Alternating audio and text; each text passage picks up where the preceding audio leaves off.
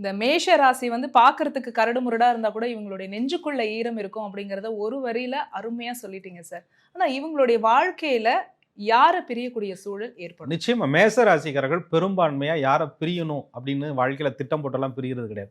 ரொம்ப இவங்களை கட்டுப்படுத்துறவங்க, ரொம்ப கோவப்படுத்துறவங்க, சிசிடிவி கேமரா மாதிரி பின்னாடியே ஃபாலோ பண்ணிட்டு இருக்கிறவங்க. ஏன் போற, எதுக்கு போற, எங்க போற, என்ன செய்யற, எப்படி செய்யற, என்னையா அது தொடர்ந்து வாழ்க்கை முழுசும் என்னமோ ஃபாலோ பண்ணிக்கிட்டே இருக்கிற. உன்னால எனக்கு என்ன ஆக போகுது, என்னால உனக்கு என்ன ஆக போகுது, என் வழியை நான் பாக்குறேன், உன் வழியை நான் பாக்குறேன், வா பழகுவோம், பேசுவோம், இருப்போம், சாப்பிடு போ. பர்சனலுக்குள்ள வரக்கூடாது. ஃபேமிலியாக இருந்தாலும் சரி, தனிநபராக இருந்தாலும் சரி, ஒரு மேசராசிக்காரருடைய பர்சனல் வாழ்க்கைக்குள்ள இன்னொருத்தர் வந்தா அந்த மேசராசி கொஞ்சம் கொஞ்சமா பிரிய ஆரம்பிக்கும் மனதளவுல.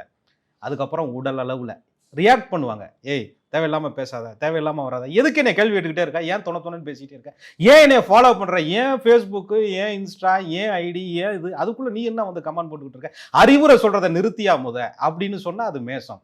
அன்பா பேசியா அப்படின்னு சொன்னா மேசம். அடக்குனா பிடிக்காத ஆட்கள் மேசம், அடங்கி போகாத ஆட்கள் மேசம். அடக்குனாலும் அடக்க நினைத்தாலும் அடங்கி போக வைத்தாலும் மேசம் அவர்களை பிரிவார்கள்.